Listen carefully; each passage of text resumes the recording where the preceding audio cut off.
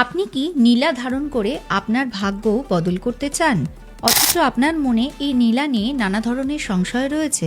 তাহলে এই ভিডিওটি আপনার জন্য। নমস্কার বন্ধুরা, ডিভাইন চার্মস চ্যানেলে আপনাদেরকে স্বাগত জানাই।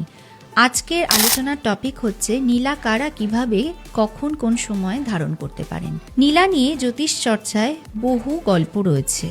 সাধারণত মনে করা হয় নীলা এমন একটি রত্ন যা আপনাকে রাজা অথবা ফকির বানিয়ে দিতে পারে।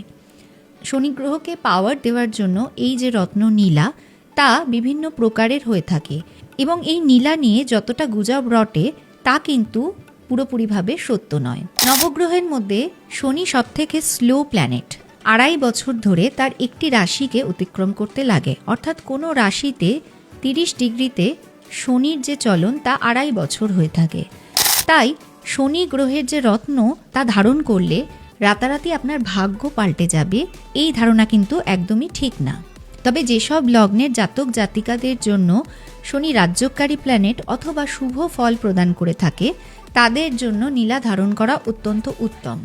কারণ নীলা ধারণ করলে তাদের লাইফের যে লংজিভিটি, কর্মের যে ক্ষমতা এবং ডিসিপ্লিন, প্রসারতা, ব্যাপ্তি, ধৈর্য, সহ্য তা অত্যন্ত হারেই বৃদ্ধি পায়। এবার আসুন জেনে নিই কোন কোন লগ্নের ব্যক্তিরা নীলা ধারণ করতে পারেন। সাধারণত তুলা লগ্ন, বৃষ লগ্নের জন্য শনি রাজ্যকারী প্ল্যানেট। তাই তুলা লগ্নের, বৃষ লগ্নের ব্যক্তিরা নীলা ধারণ করতে পারেন। এর সাথে সাথে মিথুন বা কন্যা লগ্নের ব্যক্তিরাও কিন্তু নীলা পড়তে পারেন। মকর বা কুম্ভ এই 2 লগ্নের ব্যক্তিরাও কিন্তু নীলা ধারণ করলে উত্তম ফল পাবেন। তবে সেক্ষেত্রে আপনার জন্মপত্রিকায় শনি গ্রহের অবস্থান এবং কোন গ্রহের সাথে তার সংযোগ ঘটছে তা অবশ্যই কিন্তু মাথায় রেখে আপনাকে নীলা ধারণ করতে হবে। এবার আসুন জেনে নিই ক প্রকারের নীলা পাওয়া যায় এবং কারা সেই নীলা ধারণ করবেন। ইন্দ্রনীলা। এই নীলা সাধারণত একদম হালকা নীল রঙের হয়ে থাকে, তাই একে জল নীলাও বলা হয়ে থাকে। এই নীলা সাধারণত যাদের নরগণ অথবা দেবগণ তারা ধারণ করলে তা উত্তম ফল দেবে। অপরাজিতা নীলা। গাঢ় নীল রঙের এই নীলা দেখতে অত্যন্ত আকর্ষক এবং তা আপনার জীবনে প্রগতিকে অনেক বেশি ত্বরান্বিত করে। তবে রাক্ষসগণ বা দেবাড়িগণের ব্যক্তিদেরই এই নীলা ধারণ করা উচিত। রক্তমুখী নীলা। আপনি যদি বৃষলগ্ন, তুলালগ্ন, মকর বা কুম্ভ লগ্ন অথবা কন্যা এবং মিথুন লগ্নের জাতক জাতিকা হন এবং আপনার শনি যদি কেন্দ্রে বা ধর্মত্রিকোণে রবির দৃষ্টির দ্বারা বা রবির নক্ষত্রে বা রবির ঘরে বসে থাকে, সেক্ষেত্রে আপনার জীবনে রক্তমুখী নীলা ধারণ করা অবশ্যই উচিত। রক্তমুখী নীলার রং কিছুটা নীল এবং কিছুটা লালের সংযোগে বেগুনি আভাযুক্ত হয়ে থাকে। পীতাম্বরী নীলা।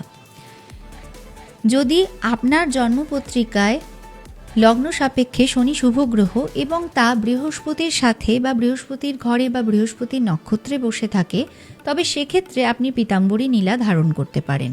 এই পীতাম্বরী নীলা আংশিক নীল এবং তাতে কিছু অল্পমাত্রায় হলুদ আভা দেখা যায়। নীলা ধারণের জন্য আপনি যদি আর্থিকভাবে সঙ্গতিশীল না হন, সেক্ষেত্রে আপনি নীলার উপরত্নও ধারণ করতে পারেন।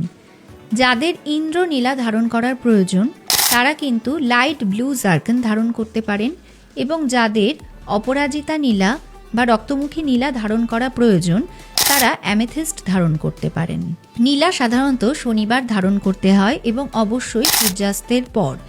যেদিন ধারণ করবেন সেই দিন অবশ্যই উপবাস অথবা নিরামিষ আহার ভক্ষণ করবেন এবং নীলা ধারণের পূর্বে স্নান করে এই নীলাকে আপনি ডান হাতের মধ্যমায় ধারণ করতে পারেন।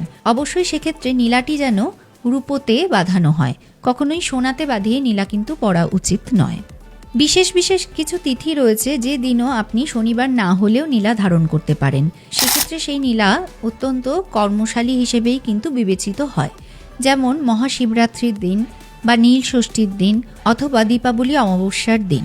নীলা নিয়ে আপনাদের যদি আরও কোনো প্রশ্ন থাকে তাহলে তা কমেন্ট বক্সে জানান। আপনার যদি ভিডিওটি ভালো লেগে থাকে তাহলে অবশ্যই লাইক, শেয়ার এবং সাবস্ক্রাইব করবেন। পরের সপ্তাহে আরও একটি ভিডিও নিয়ে ফিরে আসছি। নমস্কার।